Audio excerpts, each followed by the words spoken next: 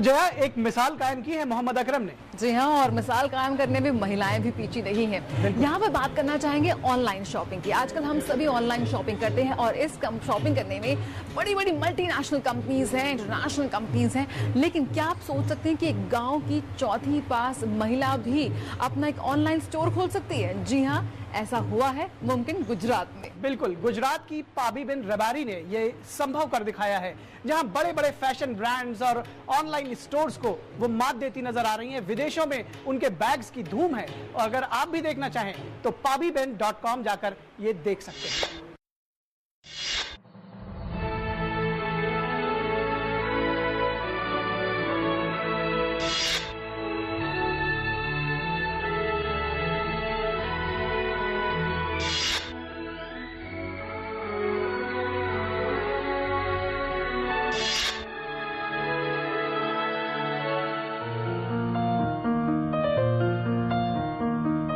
ये है कच्छ गुजरात की पाबीबेन।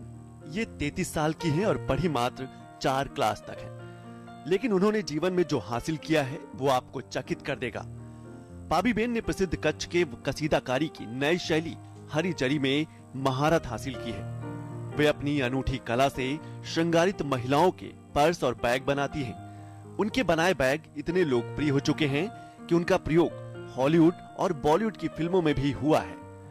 उनके व्यवसाय को इतनी ऊंचाई तक पहुंचाने में पाबीबेन के हुनर का हाथ तो है ही, साथ ही सूचना तकनीक का भी बहुत बड़ा योगदान है। पाबीबेन की अपनी वेबसाइट है pabiben.com।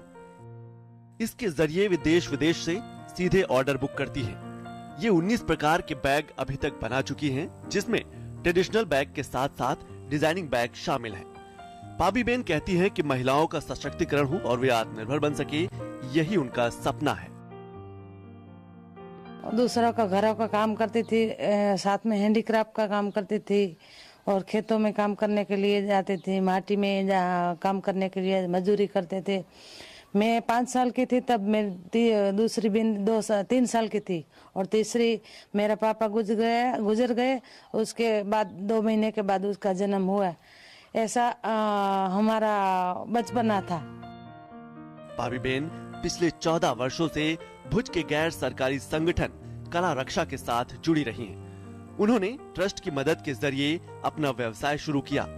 आज इनके साथ 100 से भी ज्यादा महिलाएं काम कर रही हैं। साथ ही 60 ऐसी महिलाएं हैं जो हस्तकला की ट्रेनिंग ले रही हैं। ये महिलाएं अपने घर का खर्च चलाने में अपने पति का साथ भी दे रही हैं। ये जो हैंडीक्राफ्ट की जो प्रेरणा है ना, वो हमारे में वारसागत है और हमारी मम्मी डैडी सब करते हैं।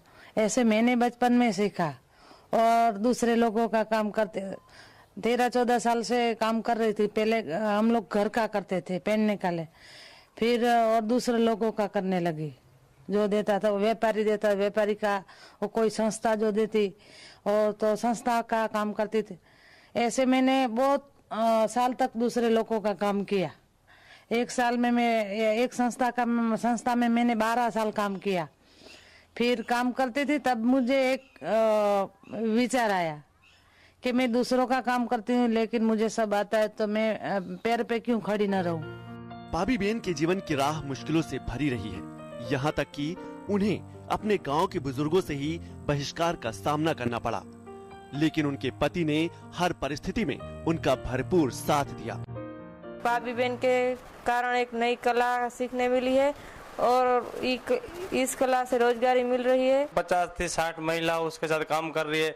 अभी उसका हैंडीक्राफ्ट का काम भी पूरा भारत में, पूरा विश्व में चल रही है और हमको जो ये भारत सरकार का अवार्ड भी मिला है, गुजरात सरकार भी मिला है, बहुत सारे सरकार का भी बहुत सपोर्ट मिला है।